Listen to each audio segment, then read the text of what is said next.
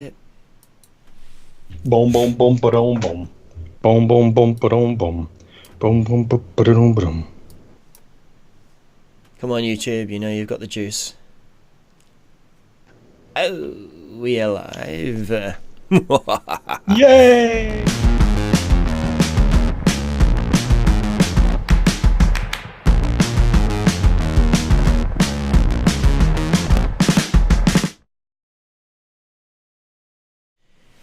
Yes, I remember to turn down the volume. Welcome. This is the Hola! 365 Message Center. Yeah, that's right. It's not even the week that was, it's the week that is, the week that will be. It's right now. Okay. Yeah. No, we always love in changes, changes to titles, names, things that drop into teams. We use teams to bring people together for our show. Yep. So I just noticed this before we launched into talking about stuff, Dan. Yeah. There's a grey bar across your head saying you're in Do Not Disturb mode. Good to know. Yeah, thank you Wow. for that. Okay. Let's mention that. So, Let's mention that in the section, I guess, about what maybe could be or should be in the messages. yeah, and the messages. So, yeah, I'm sorry about that. I don't know how to change that, and yeah, sorry. I don't know what to do. That's all right. Now, you're Dan, the Nashville, the home of what's happening in Oh my Nashville these gosh, we kind of days. stopped doing that, you know. I was Right. doing that for the longest time. Um, Nashville, the home of really hot and muggy summers. Um, it's hot, man. Yeah, It, I'm jealous. I'm jealous. It's cool it's here across thinking. on the other side of the world, but that's okay. Now we do have a few messages to get through, as we Okay. do usually. And remember, sometimes we get one a week. Um, Yep. and just to recap for those who join us and watch our show for the first time, the Message Center episode we put together, it's all about awareness, letting you know what's in your Message Center. But more than Hmm. that, you get an email about that anyway, and you probably should be looking anyway. But we like Yeah. to discuss the messages in view of our experiences, other people's experiences, what the community is discussing about these things as they appear. Hmm. So it is more than just, what you get told in the Message Center for Awareness. It is also about applying this to our environments and understanding the Right. impact. It'd probably sum it up, wouldn't it, mate? Yeah, I think so. I mean, Yeah, that's in the year, so it's cool. It sticks around with the recording as long as I don't fiddle with the the end, well, chopping yeah, chopping and tailing it, that's and right. stuffing up the time codes. Yep. So let's get into it. We've Okay. Yeah. got. And I will say, sit down, people. Don't be standing up and watching this show today. We've got some big changes. I think for SharePoint, specifically Office. So buckle in, strap up. Right. Let's go. All right. Well, changes for Office. Those of you who watch the show, and those of you who are already in the right discipline of checking out your messages, you will see this message monthly. This Hmm. is That's making right. you aware of the changes in Office 2016, or also known as Office Pro Plus, the product that Yep. continues to update itself. To appreciate the changes in this message, you need to be set to receiving your updates monthly, Hmm. or be in a targeted release group which receives them monthly, while the rest of your organisation may be on the twice yearly. And I forget the name. It used to be called Deferred Channel.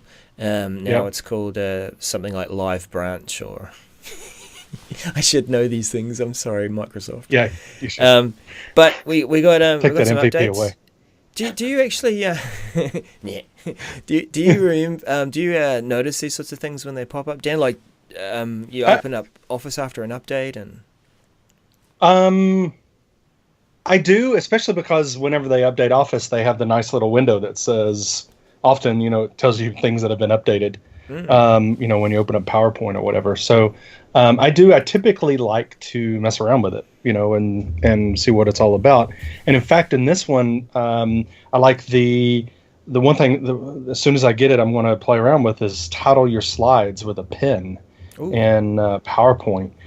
So is that, and what I want it to be is show my handwriting and then not translate it to text, which is what I think it is, right? So being able to bring some artistic flair, to my slides, or just some personality without it having to be, just type text. So I'm actually looking forward to that one. And there's others. I think the new stencils in Visio is always fun if you're a big Visio person. So anyway. Yeah, I mean, I like to use some of the stencils that help me express what's going on in Office 365 and Azure.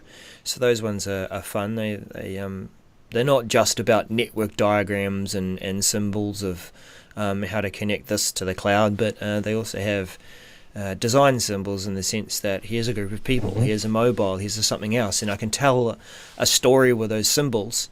So that I can help people I'm talking to or present it to let them know what's going on. Yep. The other thing that I'd say about that inking too, I mean, that it's not really talked or trumpeted about much, but the ink team have really got some consistency across the Office products, that in each product you're able to do your drawings, you're able to mark up and annotate things in ink. And this thing with titling the slide, like you say, you probably could have been able to draw on a slide and that was your handwriting. But here's hoping that is recognised and it becomes the title, so then you can search on that. But yeah, the other thing I'd say about this message before we move on, it's one of those ones you get each month where it is worth clicking into the additional information, because it is. That's right. The Office product, and let's open that up.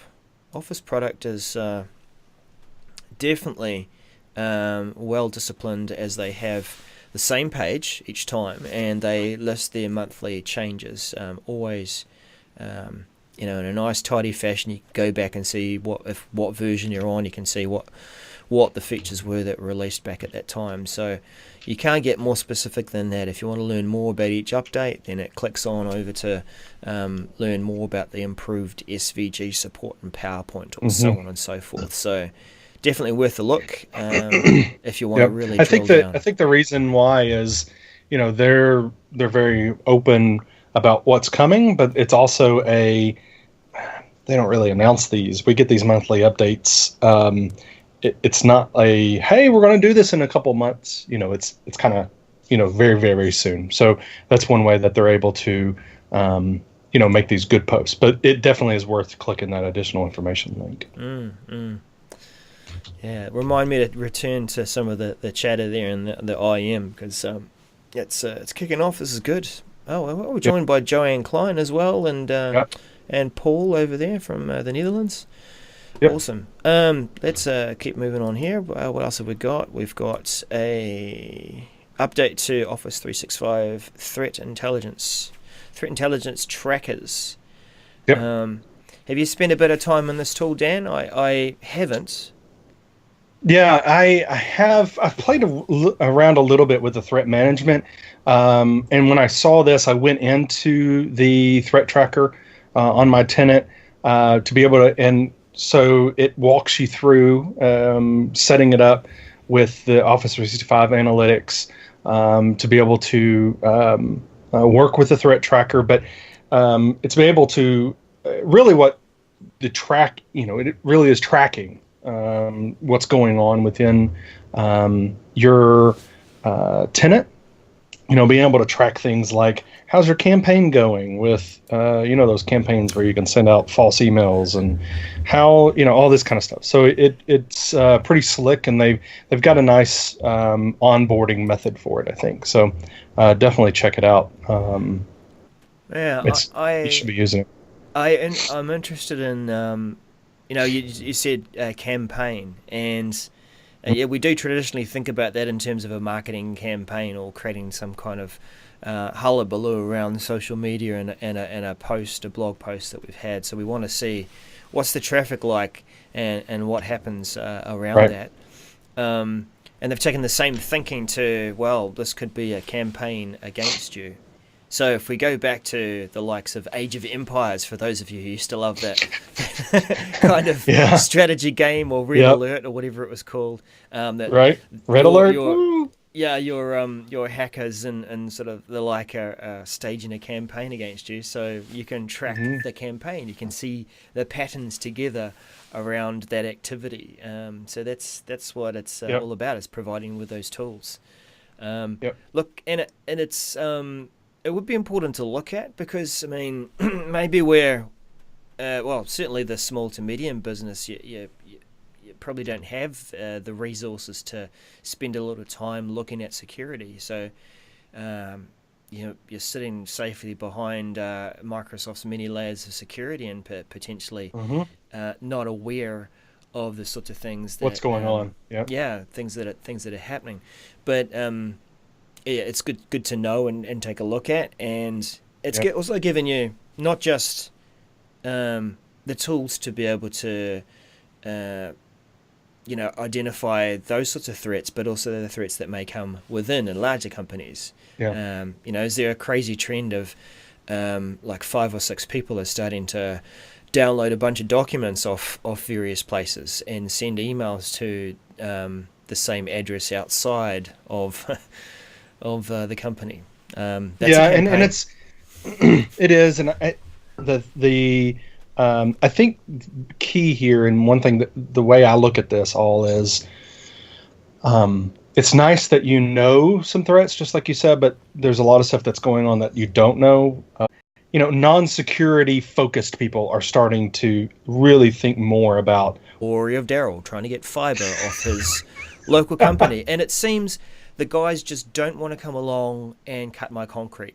I think they get paid per job, and they look at my cut the path, cut the concrete, and go, it's going to take us longer. We could do 2 or 3 jobs in that time. I won't name them, but we're in New Zealand. There's only one company that does it. You won't name it, but the Lions company for everyone. Anyway, back to it. Another security-related message there. Office 365 security requirements for client connectivity. No, this is system. You read that wrong. This is system requirements, not security.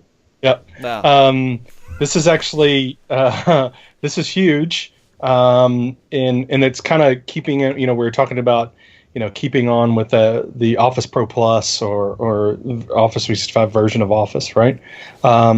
This is big in that in 2020 you're not going to be able to use an older version of Office. So Office 2016, like retail or older, you will not be able to use that to connect to email in Office 365, SharePoint, Skype. This is big deal. This is kind of Microsoft keeping you on that current version, so that you can, I won't go into too many details. I mean, part of it, obviously, I think is money, and I'll just say it. They want you to buy the new stuff and stay on the new stuff. But it's also, it's hard to develop functionality and keep it up to date for all the old stuff. And so every company does this. You have to keep stuff going. You can't keep supporting everything that you've released. So anyway, this is important, I think. And the reason why I think this is very important is a lot of companies roll out Office, and then they expect it be an investment for 4 or 5 years.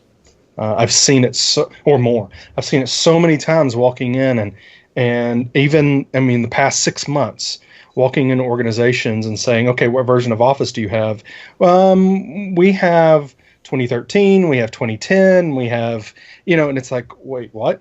And it's because they bought Office, they've been using it, it's worked just fine, and why would they even upgrade? Because it's, they've been buying it off the shelf, and so it's hundreds of dollars for them per person, and they're like, hey, we already did that, and they're working just fine. So this is something you do need to prepare for, and you need to get ready for as an organization, especially if you're not rolling out Office as part of, your subscription with Office 365. If you're not on those current versions, then this is a big deal. Yeah, yeah. Microsoft have plugged the holes and given us various things to make it possible for 2010 to connect to some services for some time. We had BPOS, so that was 2010 days, and then we clicked over to the Office 365 as it launched, and that was still 2010, and we shifted to 2013, and they still supported 2010, but with a couple of additions. You had to run this. Do you remember you had to run this crazy? It was like an additional application from the portal to configure and make it work. Then we shifted into 2016, and we've really got to stop talking about the dates and times because look, with that extension of time, they've made it possible for us to continue to use 2010. But like you say, this is the long-term warning. That in 2020 we want you to be using Office Pro Plus. And so they're giving time to make sure that those enterprises are planning ahead and getting those budgets. So this announcement is, I agree. We told you in April, we're telling you again, and we're probably going to tell you. No, we're going to see this. Yeah, more and more. Well, and one thing that's being brought up, I think, hey, this is 2020. I'm looking at the chat room. Stephen, says, was talking about it, and Phil. The thing is, you might look at it and go, 2020. Oh, that's so far away. Well, it's not really. I mean, it's 2 years. I think it's October of 2020. So, more than 2 years. But there's still organizations using 2010 Office. And so there's going to be organizations still using 2016, but even 2013 Office versions, in 2020. It. And so I think this is going to need to be a big marketing campaign. We'll do it for our clients, but making sure that people are aware of this. And I think it'll hit a lot for companies that are hybrid. Where they're having, SharePoint on-prem and online, or they're moving people to email online, so it'll hit people with hybrid as well as, because you can think about, I have on-prem, I've got online, and maybe I'm transitioning, or maybe I'm not, but, so people are fine when they're connected to SharePoint on-prem, and with their Office, but then, come the deadline, they start to connect to resources online. Maybe they're using OneDrive for Business or whatever, and it's like, whoa, this won't work. So now you've got to upgrade everybody's Office right now to get them back to having connectivity online. Anyway, stay on it, people. Yeah, like we've had Exchange has been in hybrid mode for quite some time, and they've built out that strong story. So it feels like most people have accepted that, yes, it would be a great place to have your mailboxes in the cloud and just keeping some of them on-prem for legacy systems. SharePoint have been building that story for a bit of a shorter time. But do you feel, audience, watchers, people, that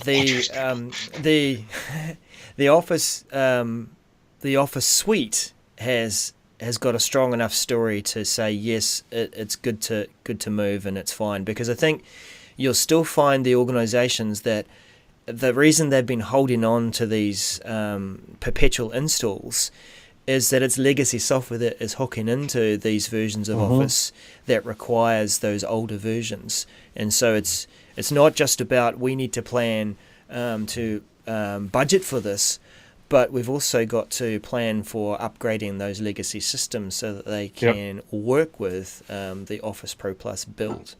I think that's really the key piece. Yep. Hey, let's keep on moving on. We gotta get. I just realized we gotta get moving. We talked a lot about that. Yeah. Sorry about that, but it's really important.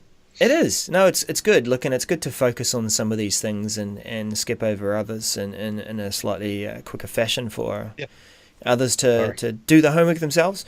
But this one around machine translation services, I began to read this and thought this sounds very technical, that it's all about translating stuff.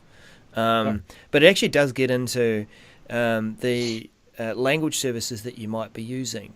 So if you're tapping into SharePoint's multilingual services, then they are saying you should really start using the Bing translation APIs, because they're looking to change if not stop the SharePoint ones. Yeah, they're stopping it. You won't be able to use the MTS for SharePoint Online. And this is really big for companies who have based their multilingual sites on that older technology, one that we've had for a while, the being able to have those different, what's it called? Oh gosh, the word just leapt out of my brain. Variations. So if you use variations in SharePoint for your multilingual sites, then this is going to break it, basically. So, for those organizations, I think Microsoft does have a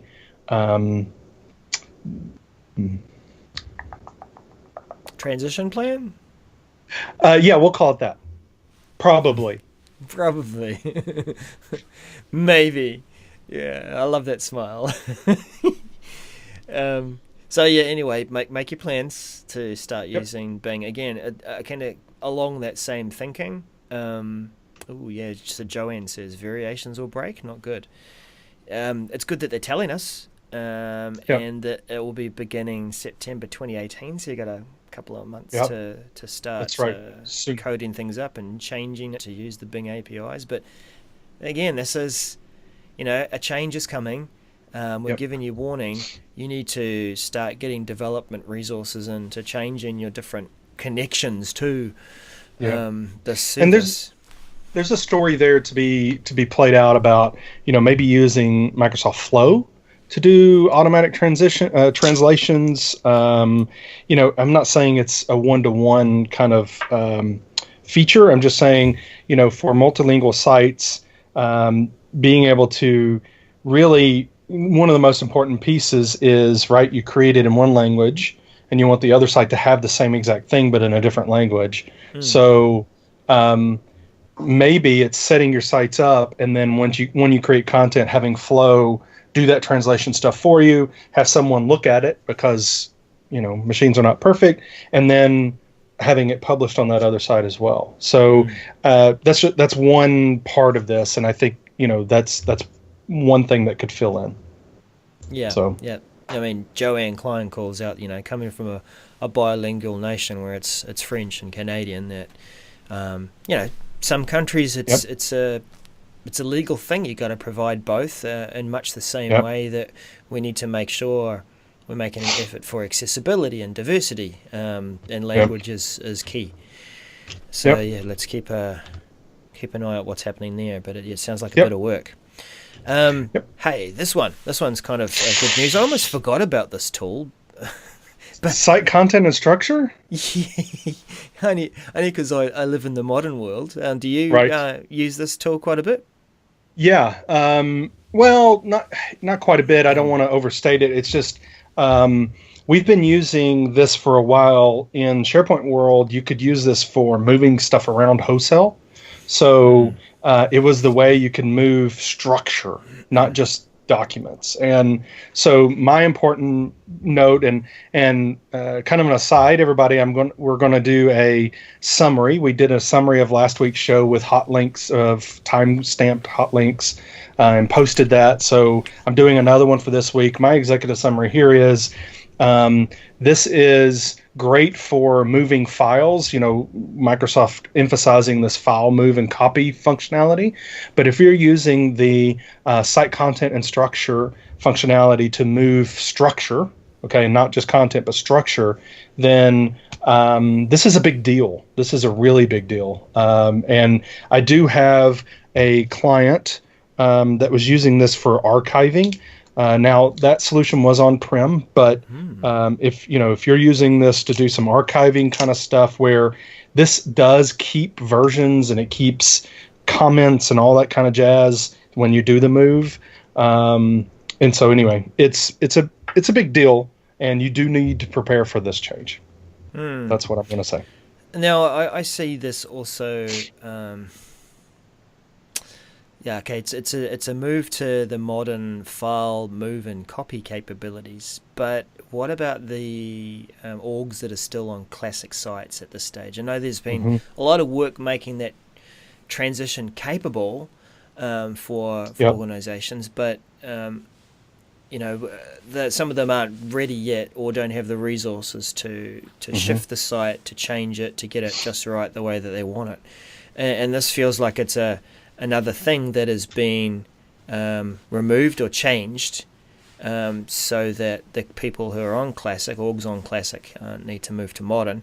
Do you think, and I haven't observed this yet, that the file move and copy does also bring along the metadata and structure across to its new location, or does it still require you to build out the manage metadata structure and associate that with the library that you're shifting it to? I do not know the answer to that. I do not know if it does. Um, we'll see. Mm. And so I think that's the key, is understanding what is coming and what it's replacing. We don't know. Mm. We're getting this.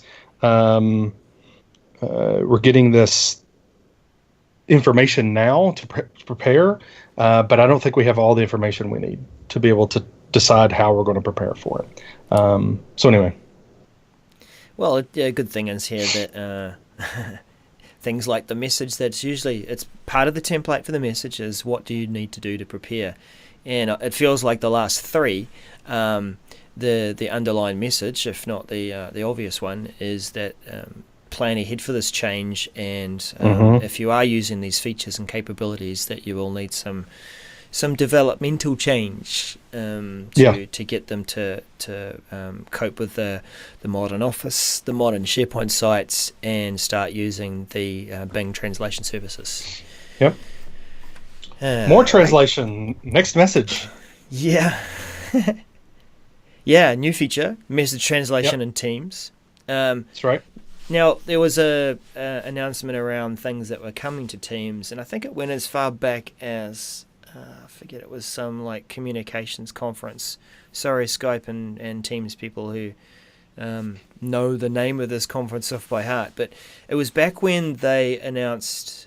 Oh, actually, it was during the Teams birthday. Yeah, they were going, look, this is what we've done after a year, and hey, things that stood out were like being able to blur the background. And one of the things they mentioned was, as you're typing your chat, whether it be in one-to-one chat or chat in a channel, you can translate that to a different language. This is something we've seen in where Facebook offers, do you want to change this? I think that it's Spanish. Can I change it to English for you?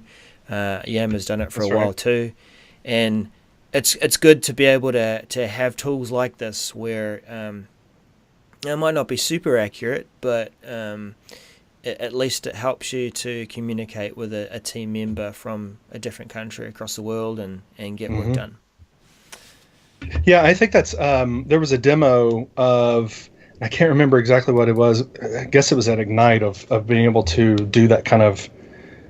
I think the ultimate goal, and it would be great, is if I can have a conversation with someone who doesn't speak English at all, and I don't speak their language, but we can have a conversation, and it not be something where we're having to, go type something or, where it's a real-time conversation where we can communicate, get the job done, and move on, and not worry about and be able to bridge that language barrier, and not have to, not let language get in the way of getting stuff done.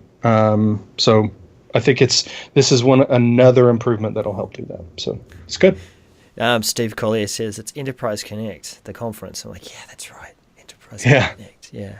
So I'm thinking of that feature that I think you can do this within PowerPoint, can't you? You can have like a live translation that happens along the bottom of your slides to a certain language. You can. There's a lot of things you got hoops to jump through, but I think it's including withstanding your machine crashing. But It's actually a really cool tool, and I've been really excited about being able to use it. I just haven't been able to get anybody to pay for me to go overseas, um, and do a presentation to non-English speakers. So anyway, Yeah. Um, this is the last one on the list. There's an yep. update to Visio Web Access for SharePoint Online, and it's literally came in. Well, I only just saw it when I woke up this morning, um, so I haven't really had a chance to look into it. And let's have a Yep. look. Well, this is really Microsoft's transitioning us away from using Visio services, which is part of SharePoint, to using Visio Online. Mm, So this is web parts for displaying Visio content. Will that the Visio services web part will no longer work, and this is really meaning to get you again to Visio Online, which will have that capability of integrating with SharePoint. I will say, um, again, this is a how do you need to prepare for this? Um, you're going to need to, yes, migrate your existing Visio content, and you're going to need to look into paying for Visio Online. And if there's additional features or whatever, there's potential for doing that. So I think there is prepare for change here that we're going to need to do, especially moving your content. mm. Um, yeah, I was. I know that there's one thing that was announced or recently been worked on was more capabilities of being able to edit Visio within a web browser. So it's going to Hmm. feel like going to Word Online. You can go in and open up Visio Online and tweak things. But surely there's like a bottom tier where you can just read the document and you could just be editing them and updating them from a desktop copy of Visio. You wouldn't have to buy the Visio Online service to maybe. Say it again. I, Well, I just thought that there'd be a bottom tier of being able to access and read these oh, right. documents. Yeah, if you I want don't to know. edit I them, don't know. then I don't know the answer. I yeah, really don't. Maybe that's a follow up. We need to write that down. Follow up write to that that. down. Maybe somebody in the chat knows. I don't know. Is anyone recording this? Can capture that. Thank you very much. So that rounds out the messages for the week. We're Yep. getting close to time. Was there anything that you noticed that it kind of appeared? I mean, the one I called out today was, Teams has added a few things around the meeting experience, and we're seeing it right now. There's a message across Dan's head saying, your status is set to do not disturb. Yeah. Now maybe I need to go in and change my settings so Mm. that the message doesn't go along the top of my screen. But I'd Yeah. still like for it to be in do not disturb. So things like Yeah. that, are they message center worthy? We see a range, don't we? Sometimes we see Yeah. messages for things like this, and sometimes we don't. Yeah. And yeah. And so things like this, I think are would be best updating us in a bigger post. I don't think it's a necessarily a thing for a whole post by itself, for Mm, saying do not disturb. Not everybody's using Teams like we do, right? mm, But I think, but maybe a little bit of an update. So you asked about other things. One thing I did see that was posted today, but it was posted before our show, so I'm thinking we should be about it, what it means, what kind of information it'll give you. But it's looking like being able to do e-discovery, compliance, content search, review, export, holds. So anyway, take a look at that, see how that all would work in Teams.